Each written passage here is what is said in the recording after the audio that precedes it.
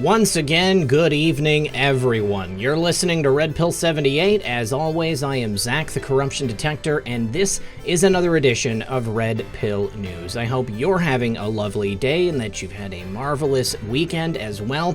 Took the day off yesterday, and I am back and refreshed. We're going to go over all kinds of news today, and we're going to start by opening up about the questioning of John Brennan by John Durham. Devin Nunes has some choice words for Brennan and his people, who said that he is not a subject of the investigation.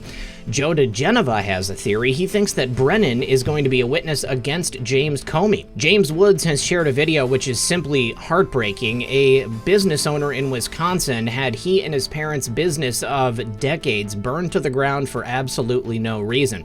We've got an update on the Maxwell case, and a new ex-model has come forward to claim that Jeffrey Epstein forced her to sleep with Prince Andrew so that he could get some blackmail material. And we have some bad news for Democrats. It looks like Black and Hispanic voters do not trust mail-in voting.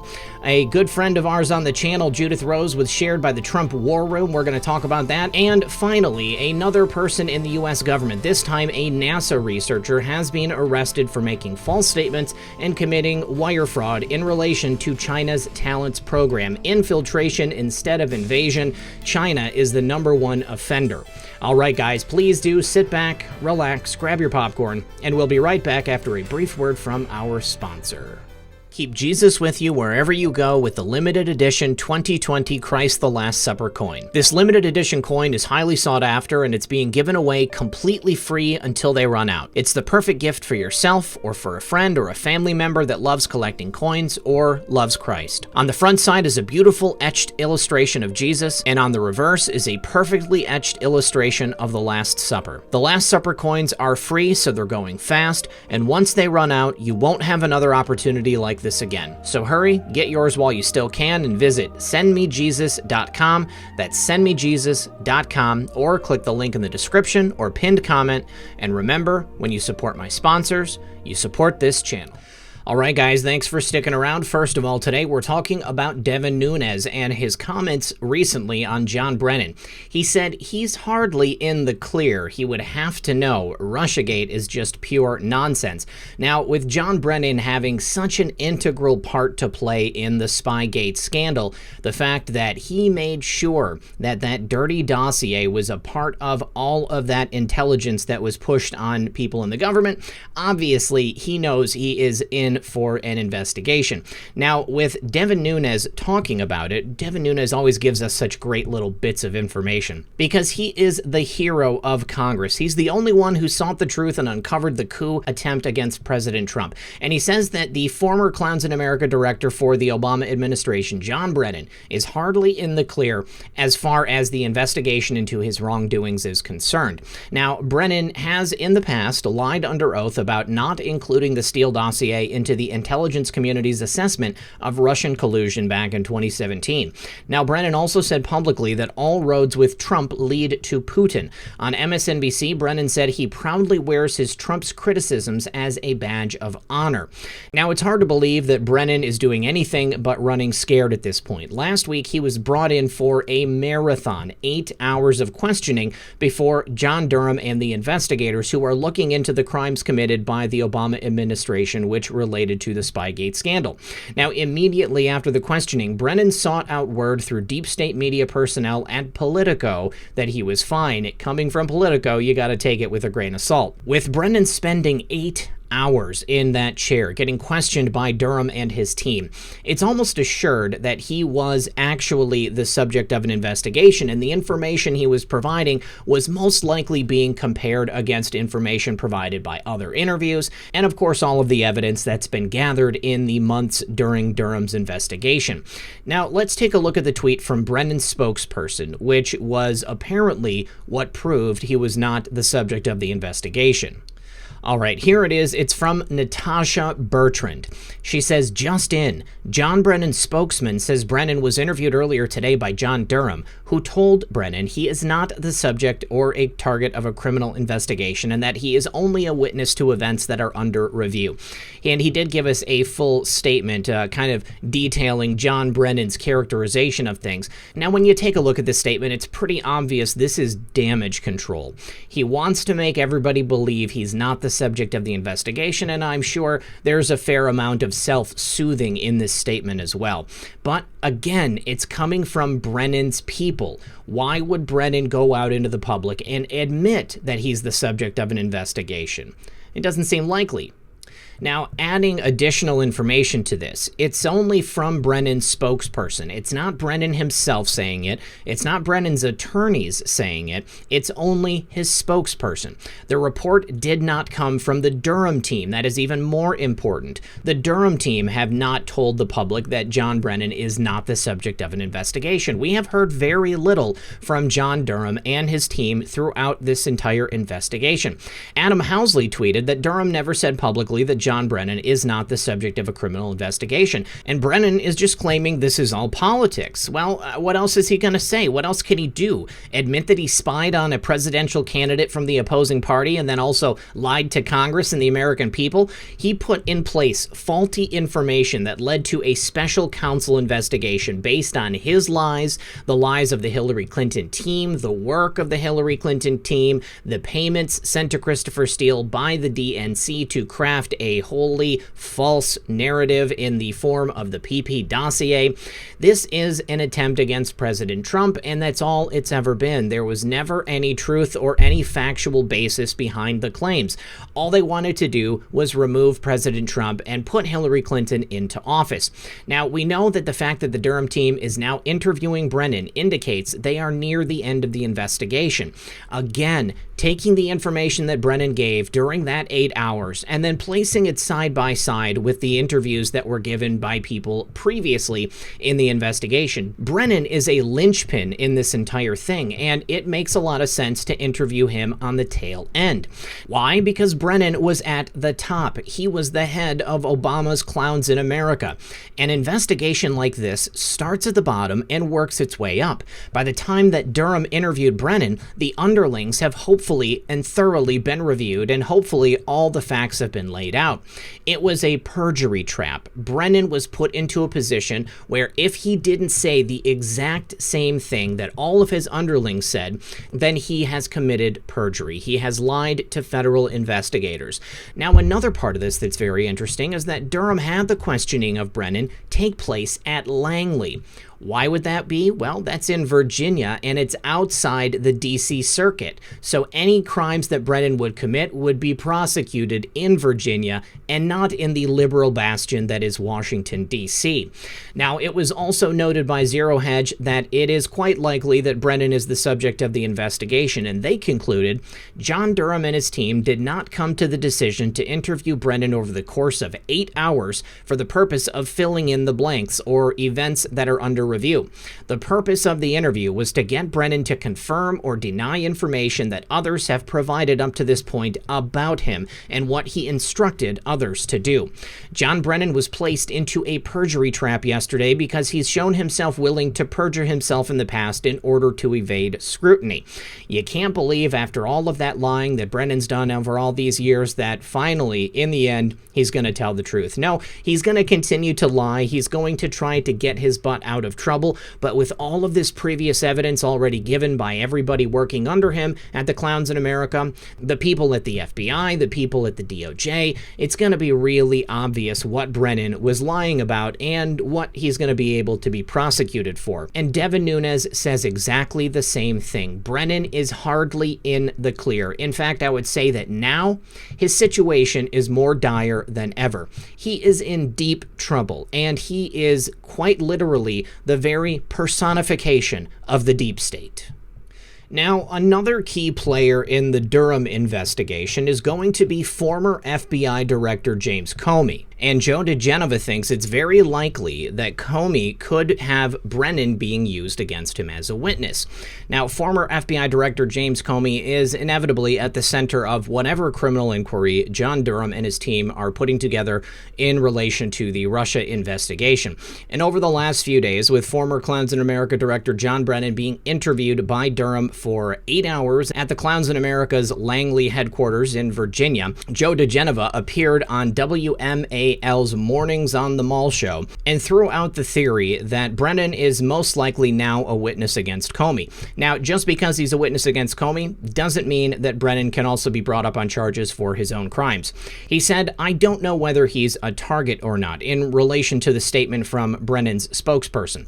"I can't concede to the fact that he isn't given that Kevin Kleinsmith guilty plea last week, but there's no doubt that Comey is at the center of the investigation. The fact that he has not been interviewed and the fact that the FBI, it is obvious, is now the central focus of the Durham investigation." Now, DeGenova has always been a vocal defender of President Trump, and he makes weekly appearances on WMAL, and he noted that Brennan strangely praised John Durham for the professional manner that he and his team used when they conducted the interview. He said the fact that Brennan's representative said that he was interviewed for 8 hours at the Clowns in America by Durham and was told he was not a subject or a target, I have to believe that. I can't imagine his spokesperson would make a false statement about the nature of his relationship with Durham, which Durham could quickly correct. Now, the reason he said that is, he says, "I'm assuming that Brennan is free, and as a result of that, he has become a witness against James Comey. Not willingly, but I think he's been forced to become a witness." And I think it's pretty clear right now that what they are doing is they're following up on Bill Barr's prescription, which is not every abuse of power is a crime. And that is what Brennan got the benefit of. As much as I don't like this theory, it is a sound theory. It is possible that Brennan is not the subject of the investigation, and perhaps that's because he decided to turn snitch on his good old friend James Comey. However, I like to continue to believe that Brennan is definitely the subject of this investigation. Even if Joe DeGenova doesn't think Brennan's people could lie, I have to say they are clowns in America. They are the deep state, so I don't think they would have any problem lying to the American public. Now, James Comey actually appeared on Face the Nation this weekend, and he defended his conduct and the conduct of his FBI during its investigation into supposed ties between President Trump, his campaign, and Russia. He also chided John Durham's so-called investigation of the investigators being overseen by AG William Barr. He said, "Given that I know what happened during 2016, which was a bunch of people trying to do the right thing consistent with the law, I'm not worried at all about that investigation of the investigation. Next, I'm sure will be an investigation of this investigation of the investigation. They just want to have an investigation to talk about." I think that's a bit of deflection. Now, Joe DeGenova isn't the only one to express the belief that the FBI is coming under increasing scrutiny as Durham's review nears its end. There are more things coming out with the Durham report that show the FBI's primary concern was its own reputation, and that was from Trey Gowdy. Now, last week, Durham's team snagged that guilty plea from former FBI lawyer Kevin Kleinsmith for doctoring that email, which showed that Carter W. Page was in fact an asset of the Clowns in America and more. And with that guilty plea, we get our first indictment in the Russia probe. And I am eagerly waiting to see who comes up next.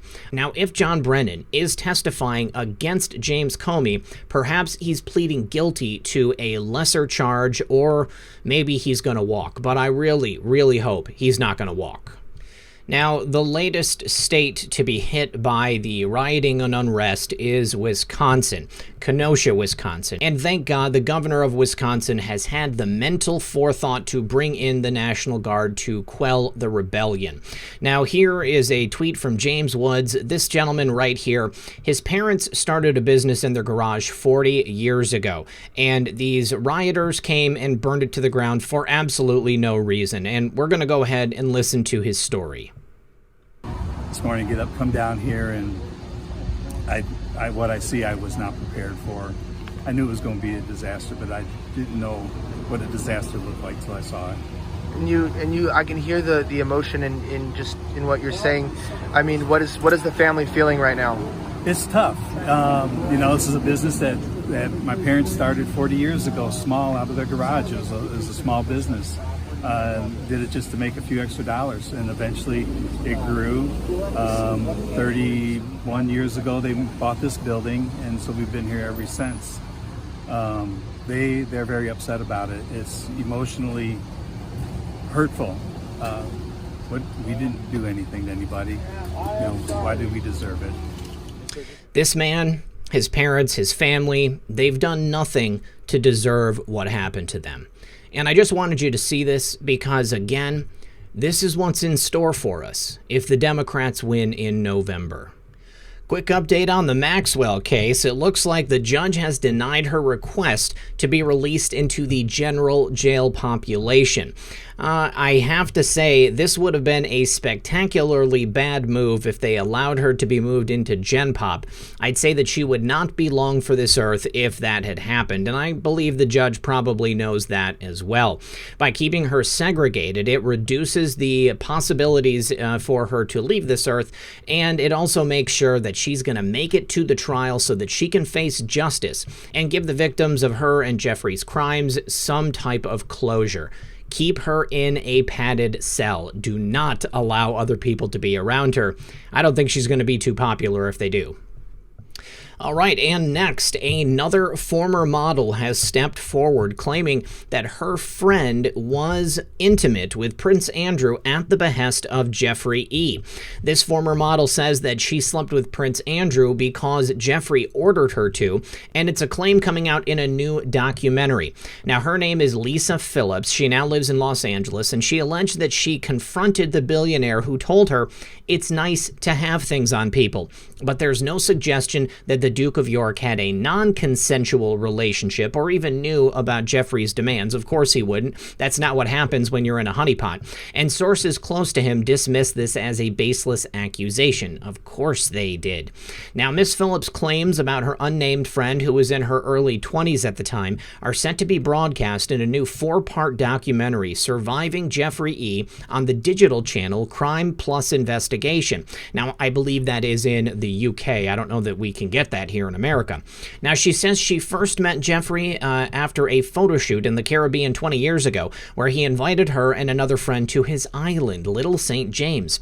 And she told The Sun, "I found Jeffrey very charming and he seemed really nice. I had mentioned I had lived in England and he said, 'Oh, would you like to meet a prince?' Miss Phillips, who now runs a modeling agency herself, added, 'This man walked up and I recognized him as Prince Andrew. He was very nice. It was very brief.' She said she witnessed no wrongdoing on the island and met with Jeffrey in the years that followed at the likes of charity events, parties, and theater shows. But she alleged that her friend told her in 2004 that Jeffrey had told her to go into a bedroom to have relations with Andrew at the billionaire's home in New York City, the same place we've seen Prince Andrew filmed and photographed on a number of occasions. Now, she told The Sun, 'I had one last conversation with Jeffrey. I said, my friend told me about you instructing her to be intimate with Prince Andrew. He said something like it wasn't a big deal, that she was okay with it. I said, nobody's okay with that. Why would you do that? He grinned and said, oh, it's nice to have things on people.' Now, the source close to Andrew said the allegations were unsourced, unverified, unsubstantiated, and regurgitated on third-hand hearsay with no evidence. Now, the documentary also hears from Andrew's accuser, Virginia Roberts Giuffre, who claimed Andrew played a guessing game about her age when they first met and compared her to his daughters in creepy fashion. Now, Miss Giuffre said she was 17 when she was introduced to the Queen's second son in London and described him as an abuser and not the prince from the fairy tale stories that you've heard. Miss Giuffre said she was trafficked by Jeffrey, alleges the Duke had relations with her on 3 separate occasions, including when she was 17, still a minor under U.S. law. And, of course, Andrew has categorically denied he had any form of contact with her. Now, the Duke's friend, British socialite Ghislaine Maxwell, is currently awaiting trial in the U.S. after being charged with procuring teenage girls for Jeffrey to abuse. She also denies the charges. But it's only a matter of time before the full evidence comes out. And in the meantime, we're going to continue to receive updates like this from his victims and people who were involved in his blackmail scams. You better believe it. Now, some more bad news for Democrats as they continue to push mail-in voting. It would appear that 2/3 of the African American and Hispanic voting community do not trust it. An organization devoted to maintaining voter integrity called True the Vote did a survey with likely African American and Hispanic voters, and they found that the results showed 2/3 of them do not trust mail-in voting. And when you put that on a nationwide scale, I would say probably the majority of all eligible voters do not trust mail-in voting. There is simply too much evidence to show that it is very easy to commit fraud when you hand in your ballot to the postman. We've had too much evidence showing that votes get lost, votes are delivered late, votes simply do not get counted, or you have ballots that are harvested and new votes show up so that the Democrats can elect whoever it is they want to elect. Now, seeing as how the Democrat Party are trying to court the minority vote, I don't think this bodes too well for their plans to do universal mail-in voting come November. The only way to make sure that your ballot is going to be counted properly and quickly is to walk into your nearest polling location, cast your ballot, hand it in, and make sure you receive proof that the vote was taken. All right, and just a quick attaboy here. Our friend from the channel, Judith Rose, she was the guest on Saturday night. She makes some incredible content. I think she's got a very bright future ahead of her, and it looks like the Trump team have taken note as well. She put this video out earlier today, and she talks about being done with the bullies on the Democrat Party. And she mentions the walkaway campaign and asking people to have the courage to walk away from the Democrats. I am one of those people who walked away from the Democrat Party many years ago, and I am so proud of Judith for the amount of work that she's been able to do in such a short time and the awareness that she's been able to raise as well. And like I said, the Trump team have taken notice. Trump War Room retweeted her video from earlier today. The video itself has got over 32,000 retweets. Let's go ahead and take a look at those numbers one more time.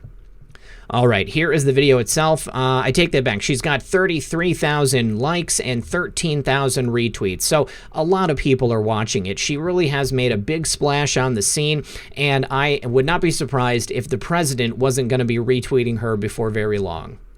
And finally, a press release from the Department of Justice. Yet another high-level government employee has been caught lying and working with the Chinese Communist Party. This time, a NASA researcher has been arrested for making false statements and committing wire fraud in relation to China's Thousand Talents program. This was a Texas A&M University professor. He was working on U.S. space projects, and he allegedly hid affiliations with Chinese state-owned academic and commercial institutions.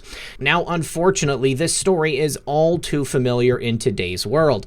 I have to say, I don't trust a single person who is affiliated with this China's Talents program. And I do believe that the DOJ probably doesn't either. And that's why we keep getting new cases of people who are being brought up on charges because they are clearly working with the Chinese Communist Party. Now, it says that Cheng allegedly led a team conducting research for NASA, and according to the criminal complaint, for several years he willfully took steps to obscure his affiliations and collaborations with a Chinese university and at least one Chinese-owned company. Now, the terms of Cheng's grant prohibited participation, collaboration, or coordination with China, any Chinese-owned company, or any Chinese university. And I'm sorry, I forgot to say his full name, Zheng Dong Cheng, 53, of College Station, Texas, for conspiracy, making false statements, and wire fraud. Yet another person working with the Chinese government and hiding their affiliation with Chinese university system and Chinese companies.